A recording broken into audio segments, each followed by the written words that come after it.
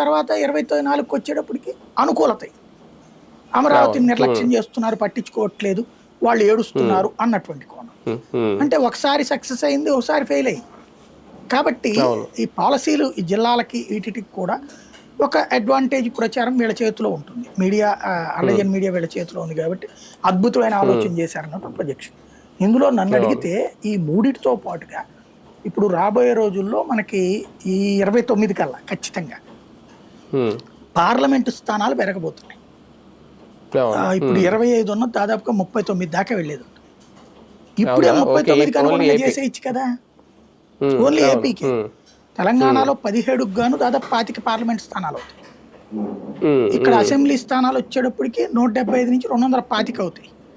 అంటే ఏపీకి అన్ని పెరగట్లేదు, అన్యాయం జరుగుతుందనే ప్రచారం కూడా జరిగింది. అంతకంటే ఎక్కువ కావాలని, అంటే నార్త్ ఇండియాతో కంపేర్ చేస్తే ఎక్కువ పెరగవని. అంటే తెలంగాణకు ఒక 2 ఎన్నో పెరుగుతాయి, మహా అయితే ఇక్కడ కూడా 2-3 పెరుగుతాయి అన్నారు. బేసిక్ గా ఎవరిదో తమిళనాడుకి సమస్య ఏంటంటే ఉత్తరప్రదేశ్ ని వాటిని కంపేర్ చేస్తున్నారు. అక్కడ పెరిగిన వాటితో పోల్చుకుంటే ఇక్కడ తక్కువ పెరుగుతాయి అన్నటువంటిది. అంతే తప్పించి ఇక్కడ ఇప్పటికీ 39కి ఫిక్స్ అయ్యి ఉన్నారు. అక్కడ అంతే కదా, పెద్ద రాష్ట్రమే అవుతుంది అప్పుడు. 14 పెరిగినట్టు కదా దాదాపుగా. కాబట్టి అయితే అక్కడ జనాభా ప్రాతిపదికన చూసుకుంటే 10 లక్షలకి ఒకట, లేకపోతే 1 కోటి మందికి ఒకట, 50 లక్షల మందికి ఒకట ఎంపీ అన్నది లెక్క.